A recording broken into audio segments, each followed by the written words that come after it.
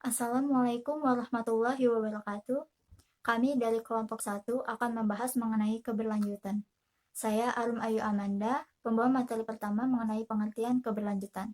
Pembangunan berkelanjutan atau Sustainable Development diperkenalkan dalam World Conservation Strategy atau Strategi Konservasi Dunia.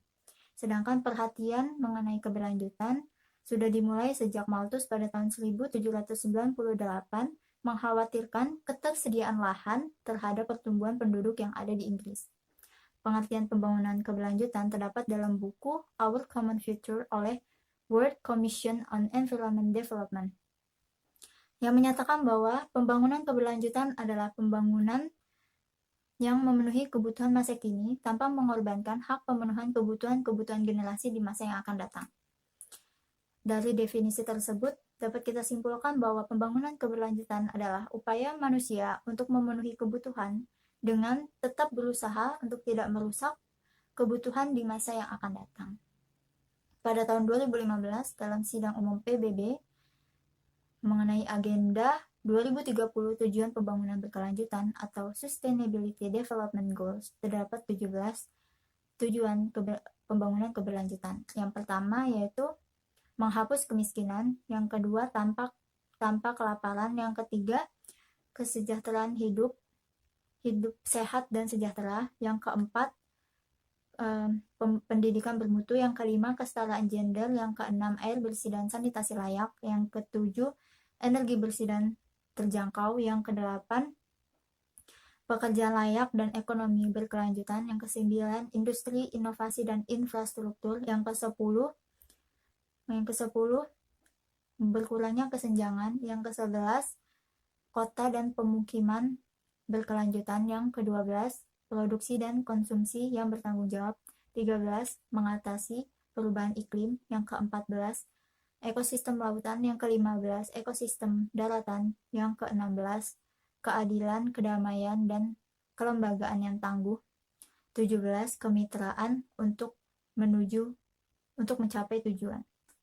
Sidang tersebut diikuti oleh 193 kepala negara dan disepakati dan serta berlaku bagi seluruh bangsa tanpa terkecuali.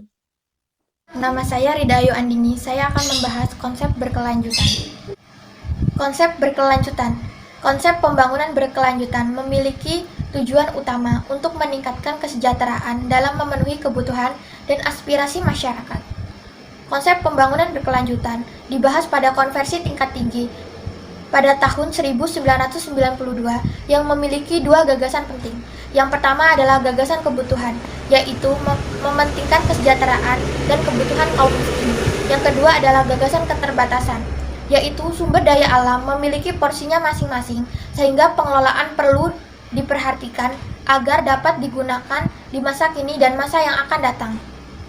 Berbeda dengan Menteri Lingkungan Hidup yang menjelaskan bahwa konsep pembangunan berkelanjutan berorientasi pada ekonomi. Pembangunan yang berkelanjutan pada hakikatnya ditujukan untuk mencari pemerataan pembangunan antar generasi pada masa kini dan masa yang akan datang. Menurut KLH, pembangunan dapat diukur keberlanjutannya berdasarkan 3 kriteria. Yang pertama, tidak ada pemborosan dalam penggunaan sumber daya alam. Yang kedua, tidak ada polusi atau dampak lingkungan lainnya. Yang ketiga, kegiatan harus dapat meningkatkan sumber daya alam yang dapat digunakan ataupun sumber daya alam yang dapat diganti. Senada dengan konsep di atas, Sutami Harja menyatakan bahwa sasaran pembangunan berkelanjutan mencakup upaya untuk mewujudkan terjadinya 1. Pemerataan manfaat hasil pembangunan antar generasi, yang berarti bahwa pemanfaatan sumber daya alam untuk kepentingan pertumbuhan perlu memperhatikan batasan-batasan yang wajar. Dalam kendala ekosistem ataupun sistem lingkungan, diarahkan pada sumber daya alam yang dapat digunakan dan menekankan serendah mungkin sumber daya alam yang dapat diganti.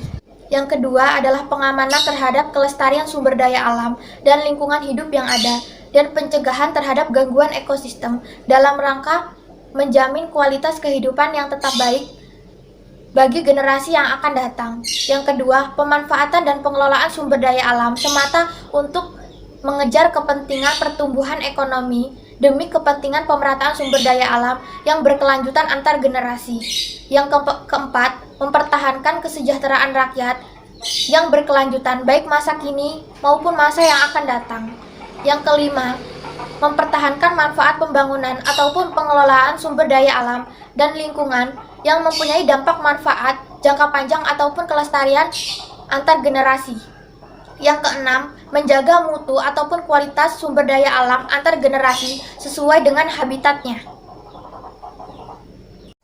Perkenalkan, nama saya Agus Salim. Saya akan menyampaikan materi yang selanjutnya, yakni prinsip pembangunan berkelanjutan. Prinsip pembangunan berkelanjutan yang pertama adalah prinsip equity ataupun pemerataan. Pemerataan dalam pembangunan berkelanjutan menjadi tujuan utama. Pemerataan dianggap mampu meminimalisasi dispartasi baik ekonomi dan sosial serta kesempatan yang seimbang bagi masyarakat. Prinsip yang selanjutnya ada prinsip ekonomi.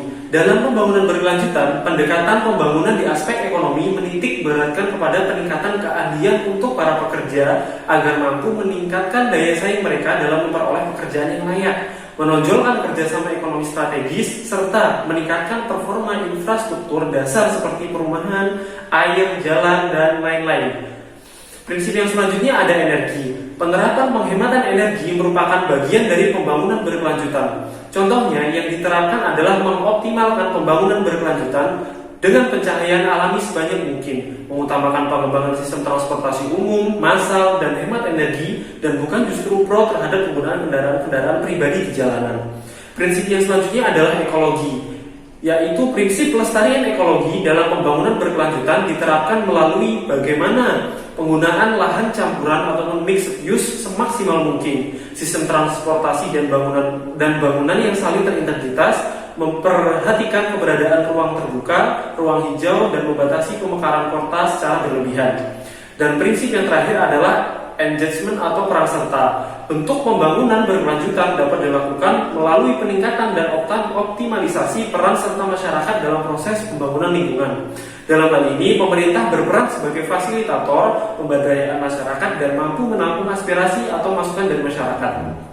Sedangkan menurut UNCED dalam KTT pembangunan berkelanjutan tahun 2002 di Johannesburg, Afrika Selatan, prinsip-prinsip pembangunan berkelanjutan antara lain yang pertama adalah keadilan antar generasi.